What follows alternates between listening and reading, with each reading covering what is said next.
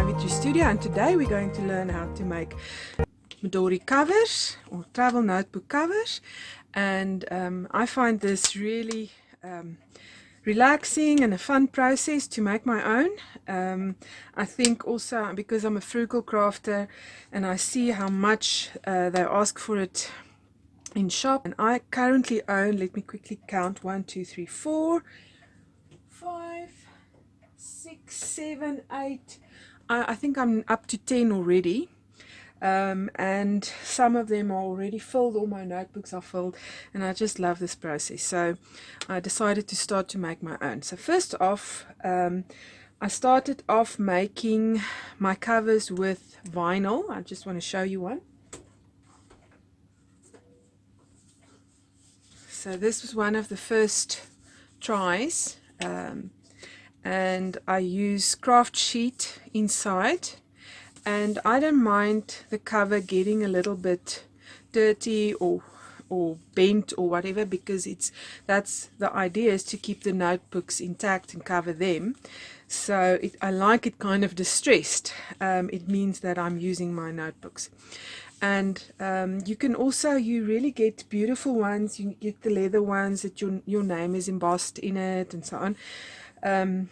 Maybe someday I'll own one like that, but for now, because it's all about accessibility, it's about, I think it's also about the handmade element. Crafty girls and creative girls love to make their own stuff, and so because of that, I designed a set with our new collections papers that has the Creative Girl Club logo on. So it's actually designed for the club girls, and I have created a specific creative journal setup that I'm starting to share. I haven't shared the A4 journal yet. That comes a little bit later, and I will be releasing the first version in the Revive retreat that we are currently hosting over on our website. But the basic outline for your creative journal, the concept of it comes down to a variety of different books with different purposes, all in one notebook.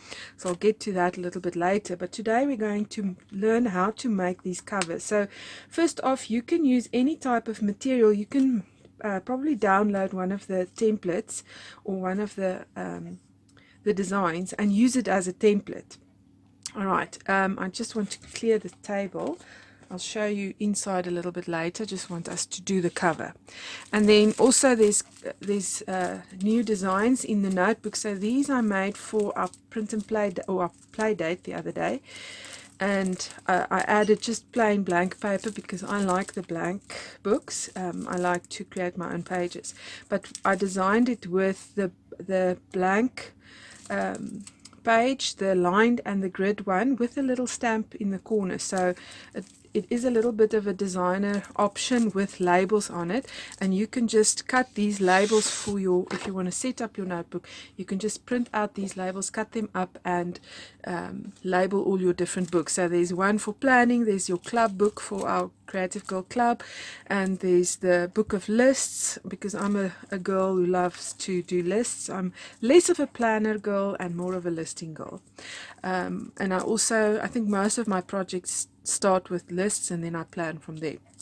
And then a projects book, an art book, so we can just do plain art journaling, a memory book, and a commonplace book, and then a foundations book. The foundations book is your faith book.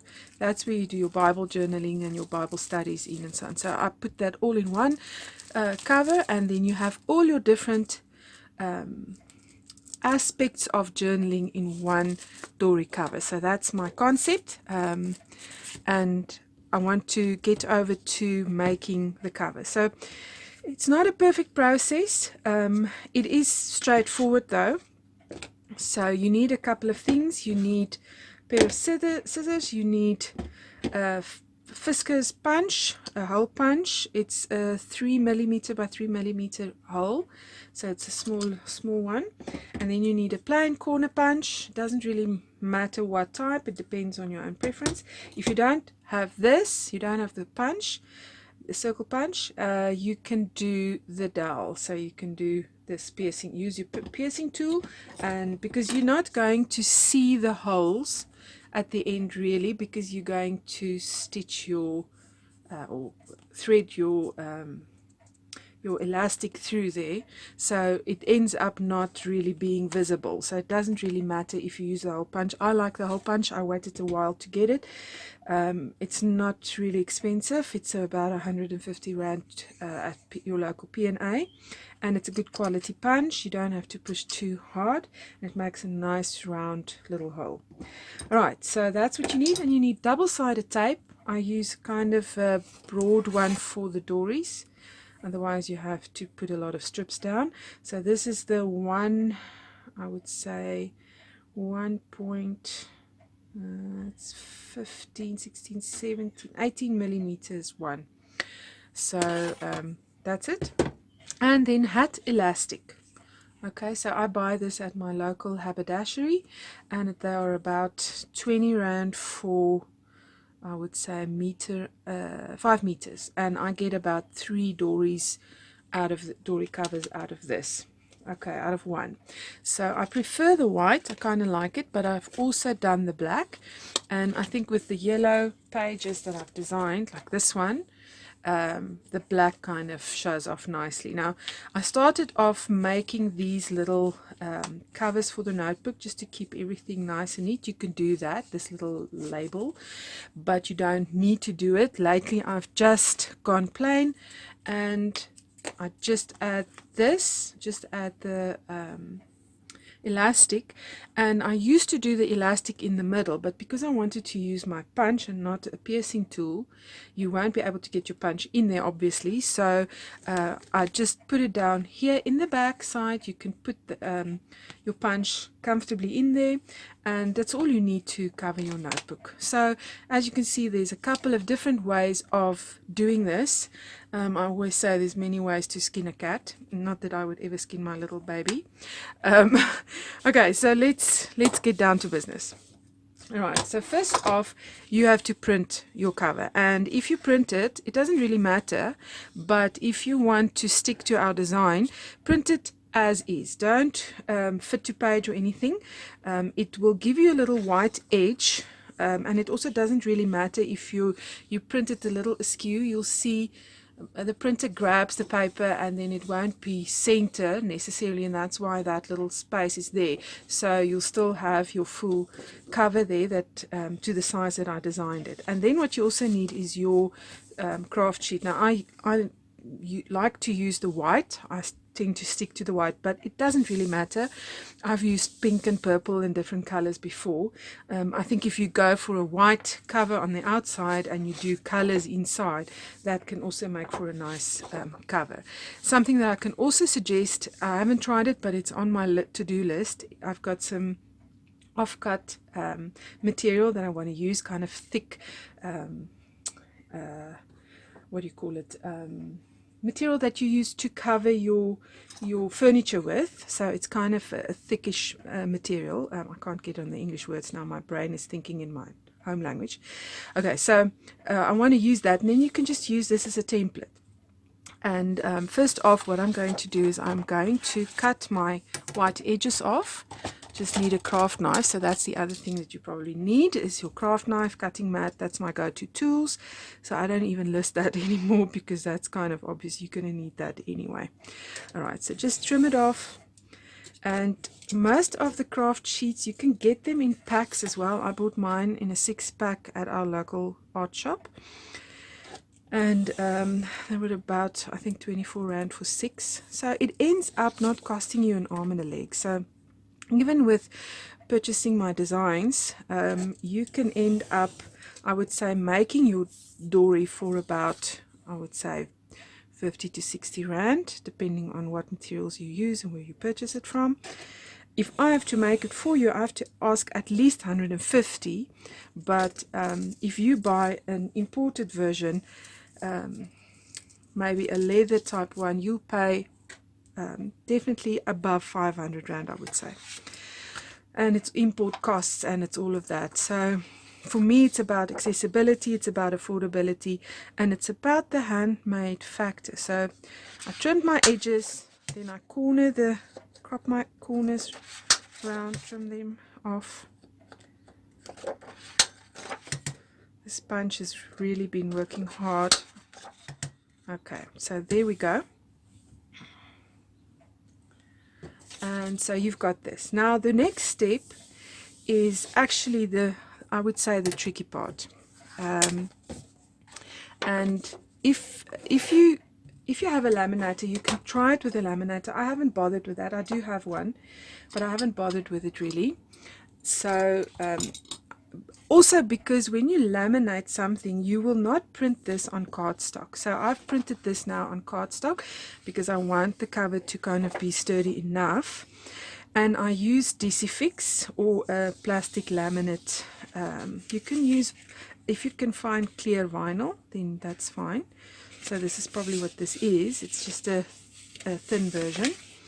And it's affordable because this roll cost me 20 Rand. So 20 Rand for this roll, you can probably get, I would say, 5 to 6 stories from it. I'm not sure. I've already done 3 or 4, and there's quite a bit left here, so I'll probably be able to. So I would say 6. You'll be able to get 6 from it. Okay, just had a little fight there with my Decifix, which is usual and normal for me.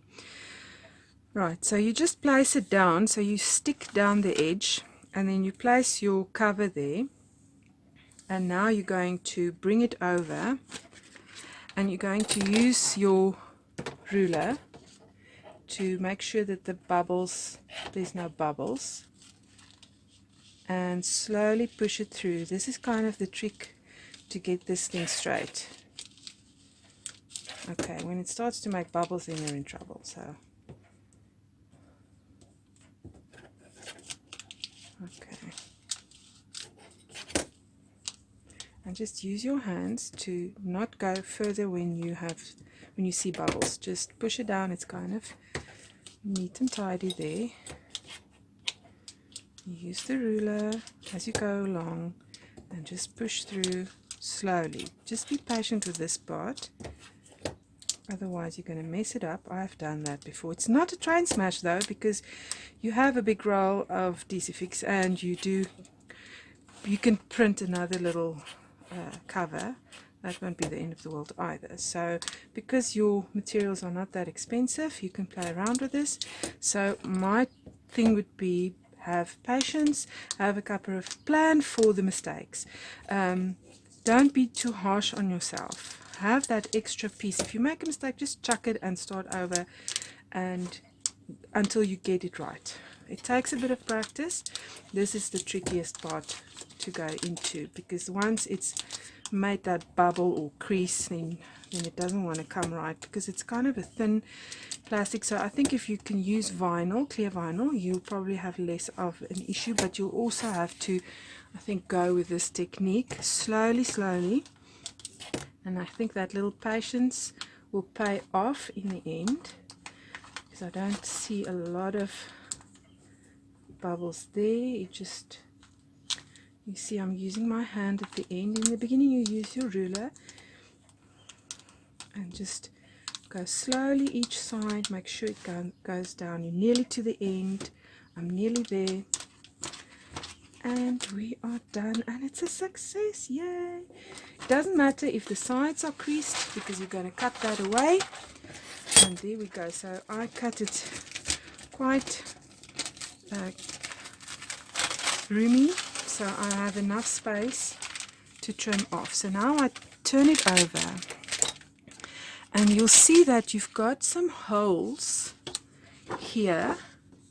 So there's about a little bit more than 1 centimeter on each side, and then you've got this much space here.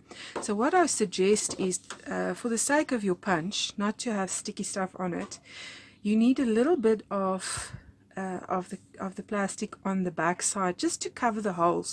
So what I do is I trim away just royally. It doesn't have to be perfect. You don't need a perfect cut here.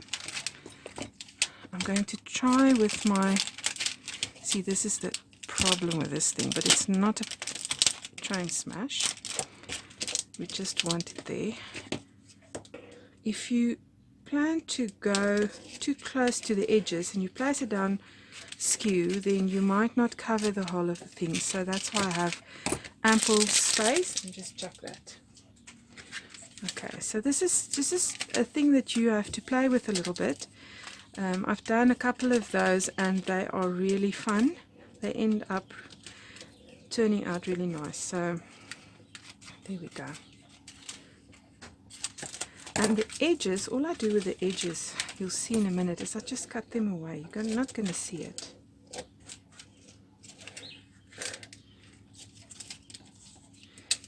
And I find the scissors are better than the craft knife. And if you work swiftly and you get these pieces away, then they won't bother you that much. So obviously, because I'm trying to do a class now, I'm having a little bit of more trouble. It's always that way. It's like the pressure of everybody's watching you now.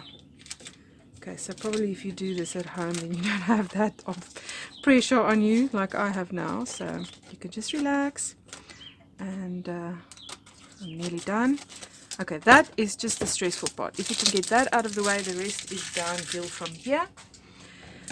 Okay, so what I do is I cut away my corners a little bit round there at the edges. Just get rid of it.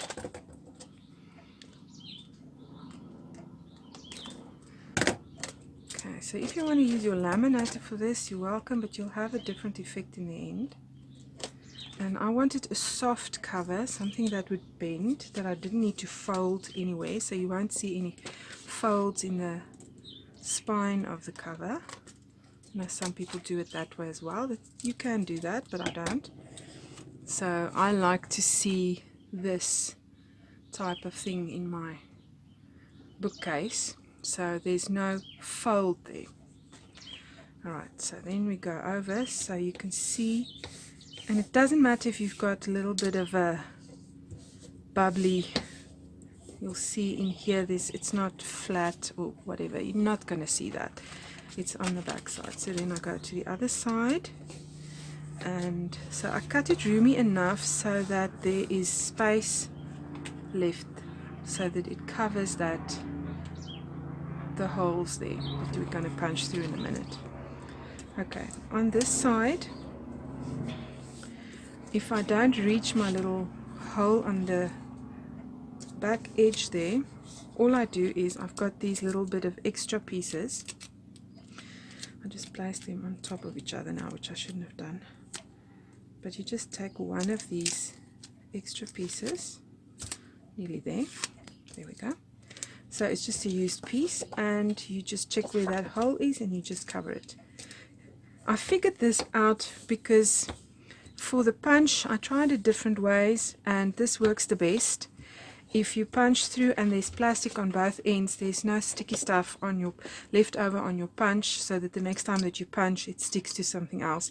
So it gives you a clear cut. So now I can just go in there and I can punch my little hole. There we go. So you've got some guidelines there to help you punch your holes. 1, 2, 3, 4, and they give you 6 books at least. You can add more. I'll show you how to add books to a cover that already has 6 lines in there. Okay, so there we go. That's easy. And then what I do is I need to use my template now on my craft sheet. Okay, so I go to the corner. And then just make sure it's the same size, and then just go in there, make sure that you go over your edge so that you don't cut away from anything of your cover. There we go, and then just turn it. I just place it down carefully. There we go.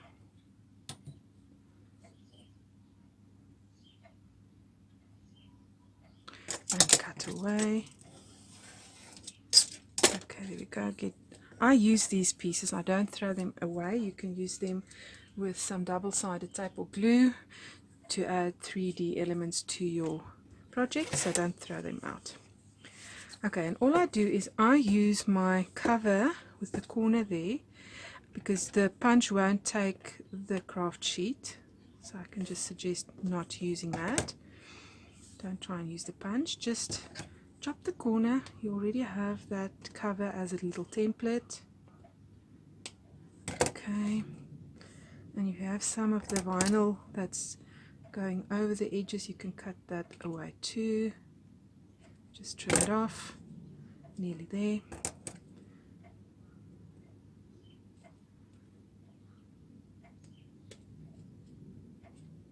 Okay. Right, so what I do now is I don't punch the holes through the craft sheet yet. I'm going to stick it down first. So now I grab my double-sided tape, and I've got a kind of a ritual going here. You start with a ways from the top, and not all the way to the edge, because you're going to put tape on the sides, so you don't need to waste the tape. So 1, 2, push it down,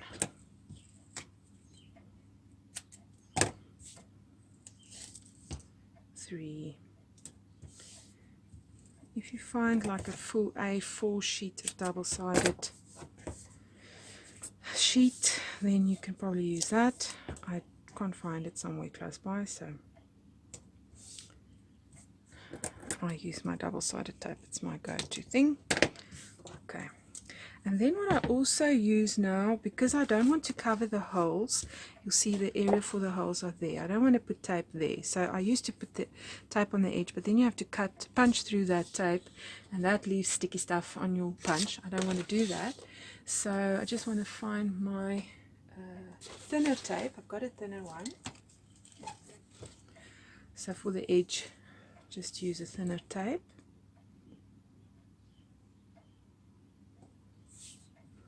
Just want to make sure. No, actually that's not going to work.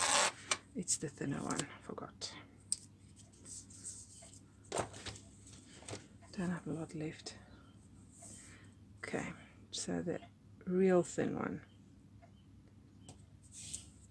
This is about, let me check quickly, it's a 5mm thickness or width. So it's basically for the top and bottom where your holes go through, and try and work as close to the edge as you can.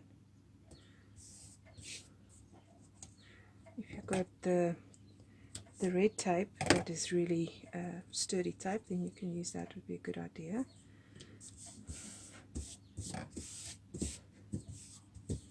Okay, just push it down, and then what I do is I take my piercing tool and just lift it.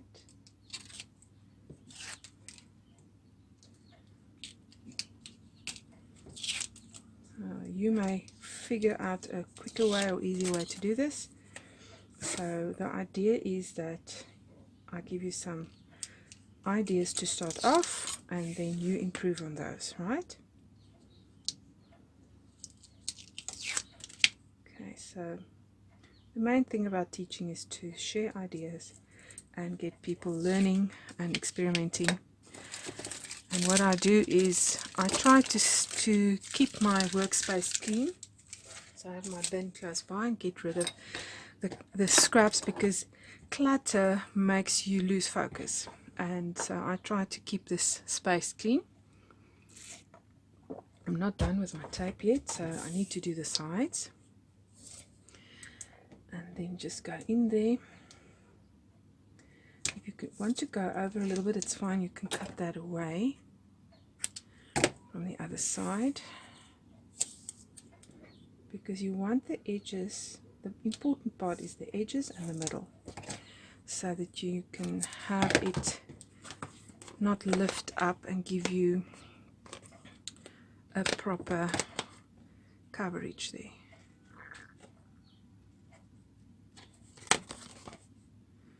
I went a little bit skew here, but that's a thing of teaching, hey? You show people what not to do and how to fix your mistakes, so I'll get to that in a minute. Just want to trim my edges off. Actually don't have to really trim it off, but just fold it over. So that's my tip. If you go over the edge too much, just fold that tape over. There we go. So I went over a little bit. You just do that, okay? So it's not too much of a train smash.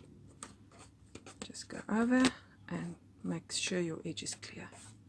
That's it. The one thing I've learned with making things by hand is, especially if you're figuring out stuff, remember your brain is learning as you're going along. And next time you're making things, making the same thing, you'll do it better. So because you learned from your mistakes in the first try. So that's why I say print a couple of these covers, go give it a couple of tries, figure out what works for you, and then you stick to that. Don't get discouraged because the first one was a flop and you messed up the plastic cover and now you give up on it. Most people give up too easily. You need to push through, eh? That's how your brain learns and grows. Okay, even when we're older, especially when we get older, I feel like kids have more patience with learning than adults. They don't tend to give up that easily. If a grown-up, it's because we have this rushed type of life. We tend to say, well, if it's too hard, I'm going to give up and leave it. I want to encourage you not to do that. You'll never learn new skills if you have that attitude, and you'll stick to the same old all the time. So now I'm just placing this down as straight as possible, and even though I did my best, there's a little bit left over, and once again, what can you do?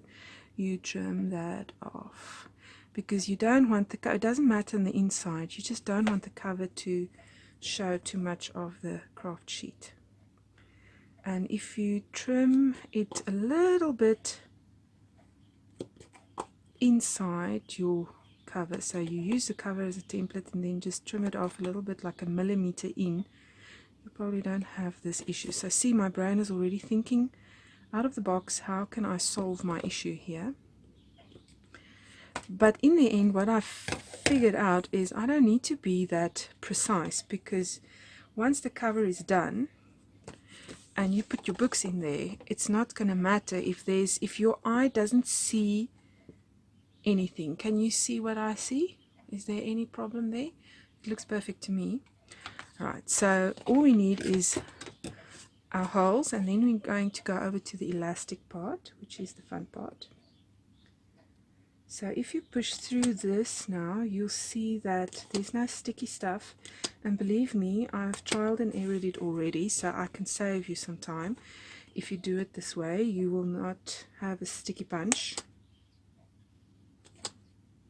And just go and go. It's really easy, it goes through really easy, like butter. And Bob's your uncle, and you're done. So did you time me? How long was that? My video just went off. You can turn your stash into dory covers. So we're going to go over to the elastic now. Okay, for some reason my video just switched off just as I was typing the part where we had to work with the hat elastic, but luckily I had some extra covers already covered and I finished one quickly. And so you can also see there's different designs available in the store for you. And the blue one is already done, the one that we worked on earlier. So that's ready to be filled with some books. And this little one is now going to be next. So just to show you what to do with the elastic, I don't cut it from the roll. I start off by measuring. So you put your front cover at the top, and then to the left you have your row of holes there, and a row of holes to the right, and your back hole here. Okay, so what you do is you measure, don't stretch it, just measure normally. 1, 2, 3, 4, 5, 6 and a little bit. So the reason I do this, I don't cut it off, is just to make sure that I have enough elastic on the roll available. So I leave it there. You don't have to put a clip on it or anything, because you're going to faff a little bit with this to make sure that it's the way that you want it. So you start with the first tile at the top on the left side. So there's your front cover. So because this is a logo on it, it's easy to know which side is the upside. If you just use plain scrapbook paper, just make sure that your hole here would indicate this is the back, that's the front. So just have it lying like this. Okay, then you start with the back end and go through with most of the measured elastic, and then you just go on through to the next hole, and then the second hole from the top. Just keep track and focus there. Go through there and then through the back end. Bring it in. See, it's quick. Then the next one here. Go down. Okie dokie. And just don't stretch it. Just leave it so that it's just flat. Okay, so it's going to stretch when you add your books, but you don't want it too tight because it will mess up the corners of your books. Okay, you also don't want it too loose so that the books just fall all over the place, but you want room for growth in your notebook, so just keep it flat. All right, and then the last one over here, and now you only have 3 lines already done. You go back through, but now you have to check that you will probably struggle a little bit to get it through because there's already a piece of elastic in that hole. So just use your piercing tool. So see, you do need it anyway, even though you use the punch to punch the holes, you will need your piercing tool. So just to put it through, it's not that hard, and then go in and out the other side, so the hole that is across from it, keep track, push it through. You just need a start. There we go, I pulled it too tight. Doesn't matter, you're going to work with it a little bit. It just needs to lie flat. That's the trick of it. Okay, if it lies flat, it's fine. Right, and then you go back in again. This one twisted a little bit. Just want it to be flat. Okay, and then just push it through the hole again there.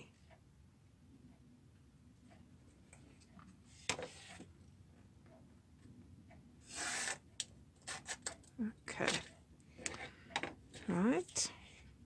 So now you have 1, 2, 3, 4 lines going through. And there's the 5th one. We're nearly at the last one. Go through, pop it in there. Okay, and bring it out to the other edge. Now, if you're happy just trimming it off, and you don't want to save your elastic, then you can just trim it there in the middle. I like to do it to the side, and I don't want to lose a lot of elastic, so I'll probably just bring it in a little bit. So giving myself some room to tie it off, about there I would say. So you've got this edge, and then you just thread it back in again. But if you're happy where it's at, then just go ahead and tie it off.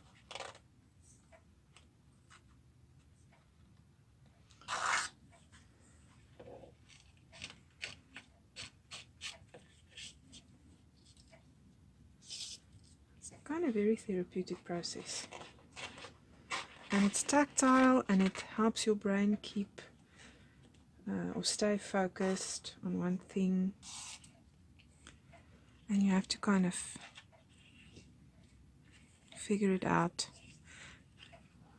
Helps you think in 3D a little bit. Nearly there.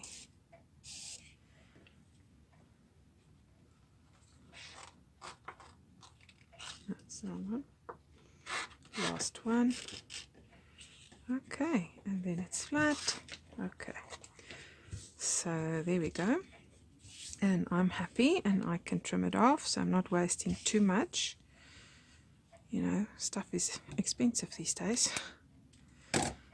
Okay, so just give yourself enough room to wiggle there.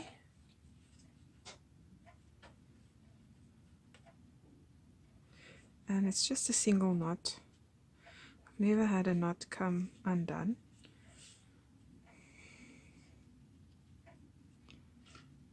Okay, I feel it's kind of too loose. Oh, I forgot.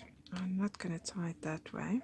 I want it a little bit of less of a bulky knot. So this is the other way you can do it. So if you like the bulky knot, that's fine. I want it this way. I forgot. See? My brain reminded me now. I like it another way. There we go. See, the knot is definitely smaller if you tie it this way. And it's an easier way to tie a knot anyway. And just go in tight, and then that's it. And trim off a little bit excess there. And we're nearly done. And then you need a piece for the back end to cover the front of your dory cover. Go around. So just give yourself a little bit of space there to just measure a little bit like that and a little bit extra. So that's about what you need. And you need to tie a double knot, one inside and one outside. So I like to give it enough room. Just push it through from the back to the front. Okay, and then before I cut it off, I test it. It goes over, and that would kind of be the measure. I don't want it too tight because I want space there, but I want it also not to be too loose. So that would be, I think that would be perfect. So then what I do is I pull it. When it's perfect, I pull it a little bit out so that I have room for that knot on the outside, so that I don't lose my tension there that I'm happy with. So that would be the tip. So get it perfect and then just pull it out a little bit more because the knot will take up space. Okay, and then you have to tie a knot on the inside. So then I cut it off. I'm happy with that, and then you just have to, and this is a bulky knot, so I want it that way because I don't want it to go through the hole there. And that's it. So you have a knot on either side. If you can think of a better way of doing it, by all means. This is perfect. I don't want it to be too long there, so I'll trim it off. And that's my cover. And it's done. Perfect. And I'm happy. Clear off your desk space and showcase your product. There we go. 2 dories done in the space of about half an hour, I would say. You can do this. So it's printing. Takes a couple of seconds to print your covers. Then you just cover it. So the tricky part is your plastic covering. And if you use my tips and you add a little bit of patience to it, and you're not too much in a hurry, and you practice, then you'll get it perfect. You'll get the technique, and the technique is your fingers are learning the technique as you go through it. So if you make room for that mistake for the first try, because that's when you learn how to do it, and then your brain will tell yourself, okay, this way is not going to work, or that worked good, so that's the way how I learn. And then the next time it improves and it gets better, and you get to a point where you can create a product that you can even put up for sale. So I felt like I could sell these. I have done so before and people were quite happy with it.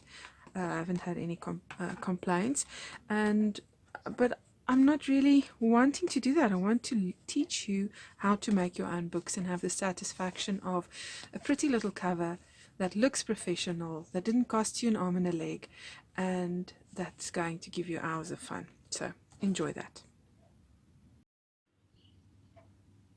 Okay, so that's the class for today, and I hope you enjoyed that, and I hope to see you in store soon purchasing the notebooks and the covers, the notebook covers and the labels, and I hope that you have hours of creative play with all of this. See you next time. Bye.